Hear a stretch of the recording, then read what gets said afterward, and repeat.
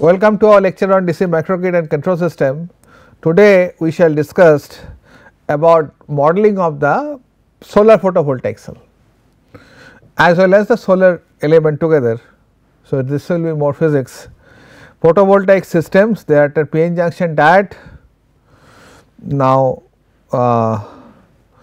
thereafter generic photovoltaic cells, and thereafter we shall discuss about simplest equivalent PV cell circuit and more accurate PV cells equivalent and the MPPT control of the solar photovoltaic.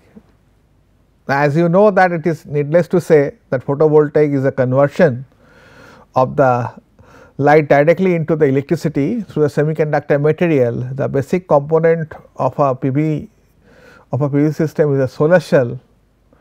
If light with the adequate energy falls into the silicon arranged to form a p-n junction and penetrate to a point near to the junction, then because of the photoelectric effect it will create free electron near the junction. This electron immediately move under the influence of the p-n junction electric field. It is quite, you are familiar with this phenomena. This electron can be collected by the metallic grid and the electric current will flow if the grid is connected to the metal contact or on the other side of the cell by the external circuit. So, essentially this is called cell. Ultimately, you have a combination of the cell, that is called the module, and ultimately these are the parallel module that makes it an array. So, the PV hierarchy system are shown in the figure 1. One solar cell has output and around a diode, that is 0.5 to 0.6 volt. Very few application works at this voltage. So, solar cells are connected in series in a module to increase the output of the voltage of the module. The number of cells in a diode, the number of the cells in a module is governed by the voltage of the module. Photovoltaic modules, manufacturers make modules such as it works at 12 volt batteries. Depending on that different kind of setup, you can have a different voltage, you can have a 35 volt or 38 volt MPPT voltage, making them into the form of array. So, allowing some of the over voltage to charge the battery and to compensate for the output under non-standard state condition, that is actually the we generally prefer 27 or 25 degrees centigrade, 0 degree centigrade and the 1000 watt per meter square radiations. Modules usually have 30 to 36 solar cells in series to ensure reliable operation. To increase the module output current, the series strings of the solar cells are connected in parallel. Based on the desired current and the voltage output of the module, solar cells are connected in both series and parallel combinations. The modules can then in turn be connected in series or parallel to have the desired PV voltage and current.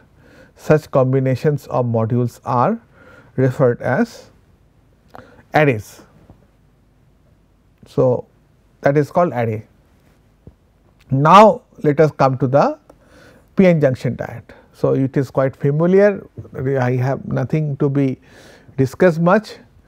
Consider the conventional p-n junction diode, the characteristics of which is represented in figure 2. If a voltage Vd across the diode terminal is applied, forward current flows easily through the diode from the p side to the n side, but if tried to send a current in the reverse direction, very small, that is 10 to the power minus 12 ampere per centimeter square, reverse saturation current I0 will flow. The reverse saturation current is the result of the terminally generated carriers with the hole being swept into the p side and the electron into the n side, quite familiar the diode bridge phenomena. So, and the forward junction and the forward direction, the voltage drop across these diodes is only few tenths of the volt, that is around 0.7 volt or 0.6 volt for the silicon. This is the p-n junction diode, this is a symbol of the p-n junction diode, this is I V characteristics of the diode, and that is I d equal to I 0 is the reverse saturation current e to the power, this will be the Boltzmann constant, and another constant comes into the picture V d minus 1, and this will make it a p-n junction diode.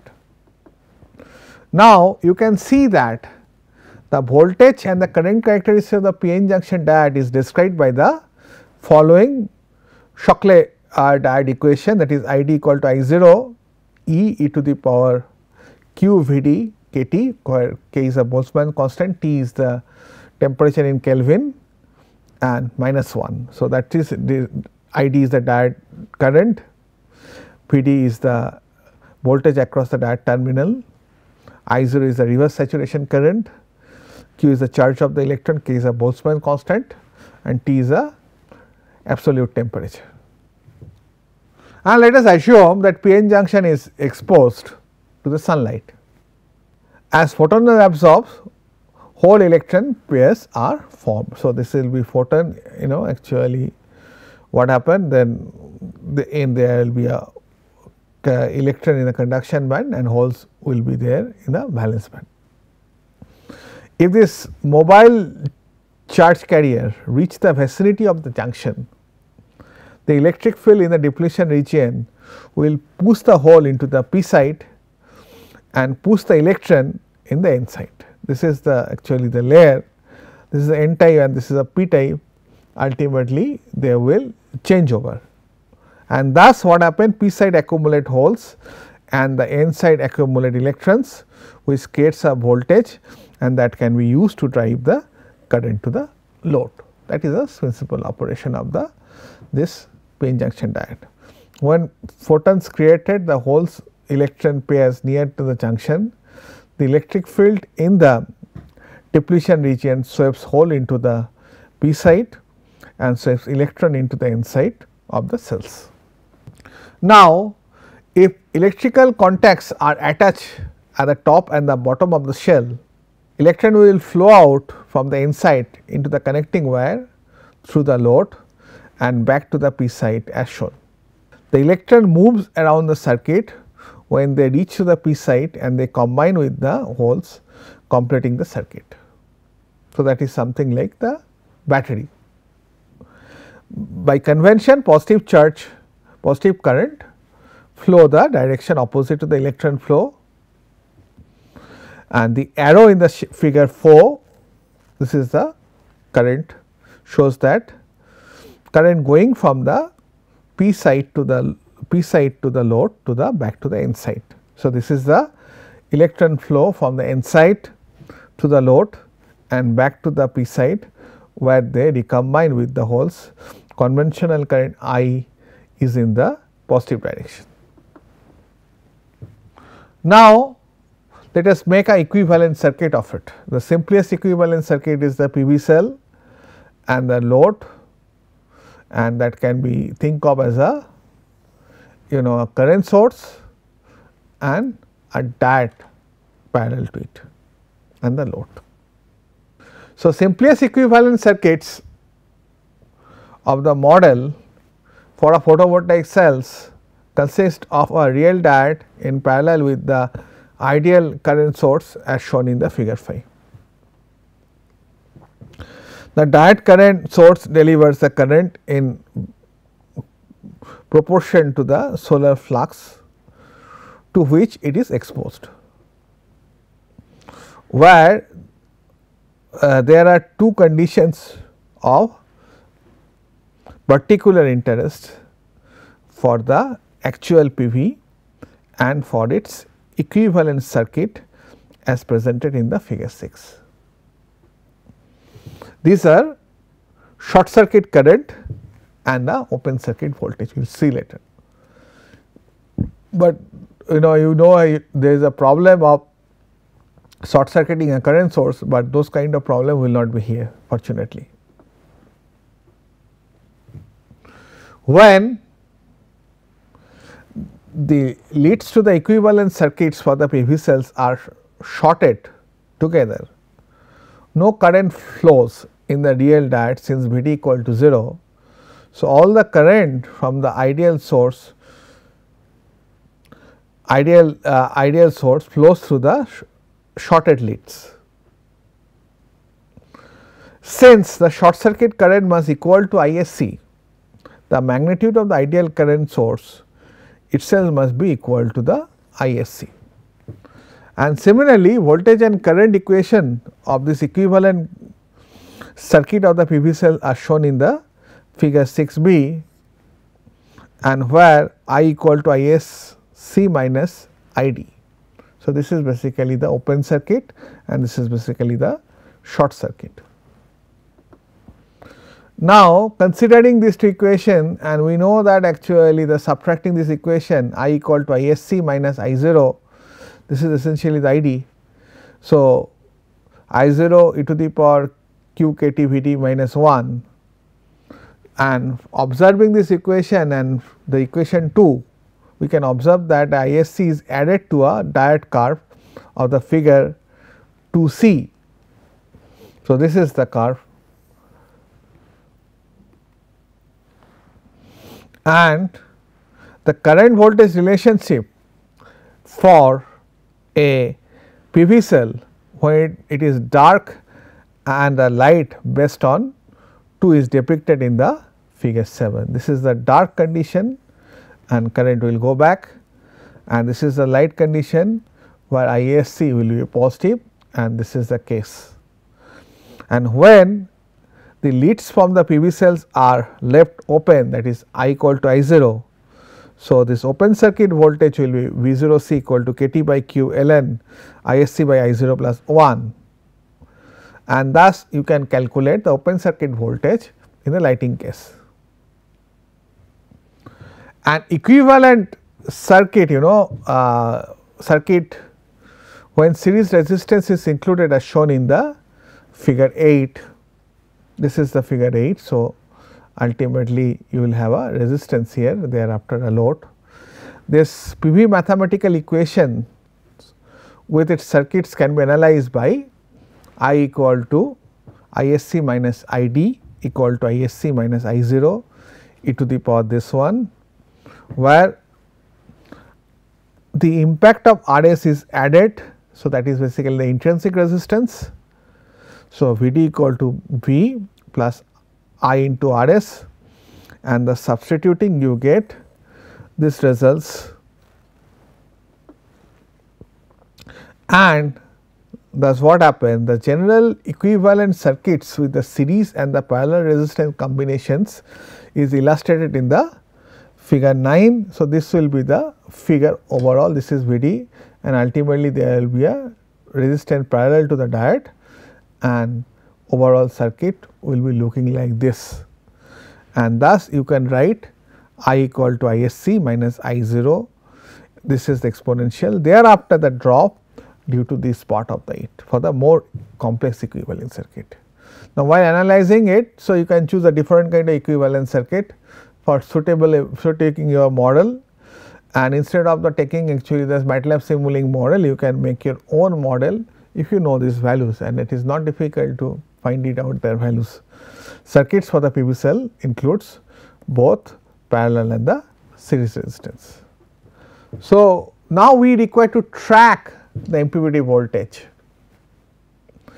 The MPPT system, PV solar MPPT, we have seen the wind MPPT, now it is a solar MPPT system, adjusts the duty cycle of the converter in such a way that operating voltage of the panel is consistently maintained at its maximum operating point. Maximum operating point generally changes due to the temperature and irradiation. Mathematically, this process can be evaluated by modeling the various components of the solar system. The mathematical model establishes the theoretical relationship between the duty cycle and various parameters of the PV system, that help us designing the algorithms and that enables the maximum power transfer.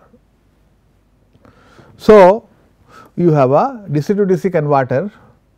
The most PV application boost or the buck DC to DC converter are used for MPPT control. A boost converter is a commonly used circuit to step up the voltage from the DC source, while a buck converter is often used to step down the voltage. So, for this reason you have a DC to DC converter in between, and that will feed the load, and generally it will be maintained at the MPPT voltage. In order to ensure the maximum, it is called a reverse converter because you wanted to fix up the input voltage and your output voltage will be remain constant. In order to ensure the maximization of the power extracted from the PV source, the interface power converter must be capable of self adjusting its own parameter at runtime, thus changing its input voltage current level based on the PV source of the MPPT position.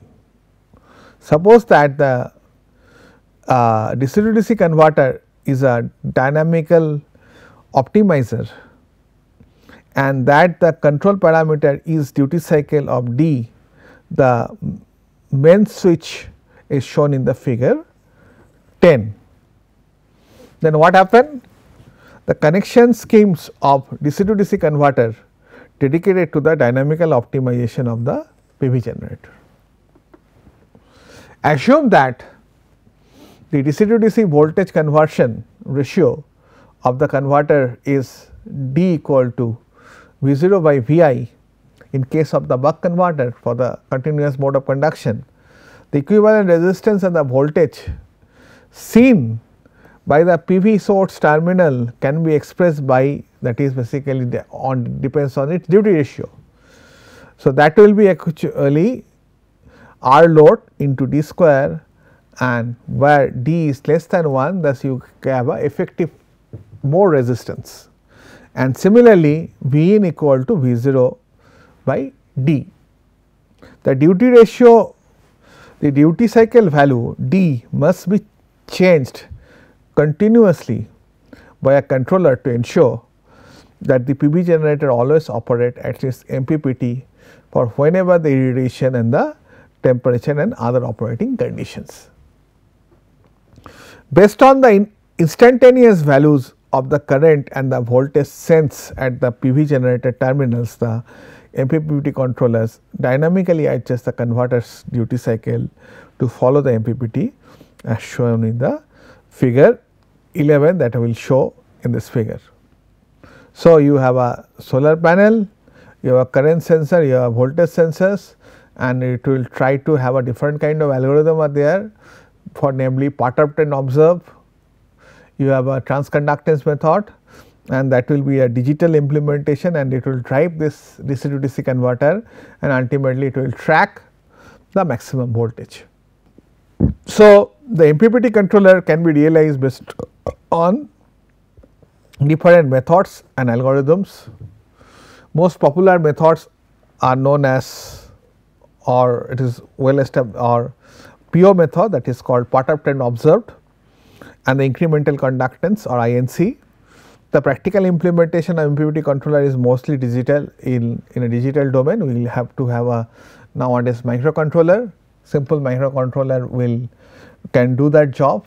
Otherwise, you can have also a complex FPGA and all those things, you can also use that. So, perturbed and observed methods are the most popular algorithm belonging to the class of the direct MPPT technique, and its characteristics by the injections of the malt perturbations into the system, whose effect is used to drive the operating point. So, it is, if you generally change it, if you see that power is increasing, you go on that direction, it will continue to that direction, the multiplication of the voltage and current gives you the more power. Otherwise, you will actually track reverse.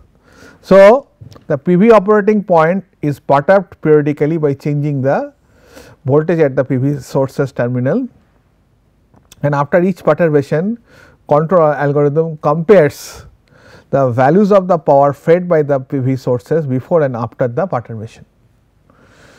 If after the perturbation PV power has increased, the operating point has been moved forward the MPP, consequently and subsequently the perturb imposed to the voltage will have the same sign as that of the previous one.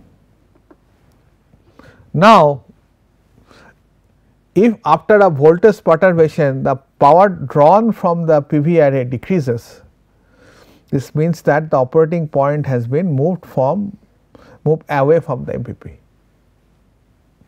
Therefore, the sign of the subsequent voltage perturbation is reversed. The switching converter is used to drive the perturbation of the operating voltage of the PV generator. Students can refer to this flowchart of the perturbed and observed on turn conductance method. It is well available and well documented literatures. So, two basic PO configurations can be adopted for controlling switching converter and realizing the PV source of the perturb present will be figure 12 next, and first one involves direct perturbation of the duty ratio of the power converter. So, this is basically basic scheme. Perturbed and observed, this is the what we do actually, we sense the voltage and current, and this is a perturbed and observed method, and we feed the PWM. And also not only that, some controller require also the voltage control. Not only that, the duty cycle is coming out by the maximum power, we require to have voltage control, both required to incorporate, and ultimately this one is most preferred, because you require to charge the battery as 12 volt. So, you require to track the MPPT as well as you require to charge the battery as a 12 volt, and for this reason the second method is preferred with PO. So, in the second one, the perturbation is applied to the reference voltage of an error signal that generates the signal controlling the duty cycle. In the first case, converter operates in the open loop, that is a problem. So, you do not have any information whether this you require to leave this voltage at the desired level, and by tracking the MPPT whether you are maintaining that. So, the converter operates at the open loop after each duty cycle perturbation, while in the second case the converter is equipped with a feedback voltage loop, and thus this method is preferred. Thank you for your attention. I shall continue with the discuss with the modeling of the different entities of the DC to DC converters. Thereafter, we have designed this actually wind turbine, that we have designed the solar cells and solar panel, and these are the different entities of the DC microgrid. Thank you for your attention. So, thank you.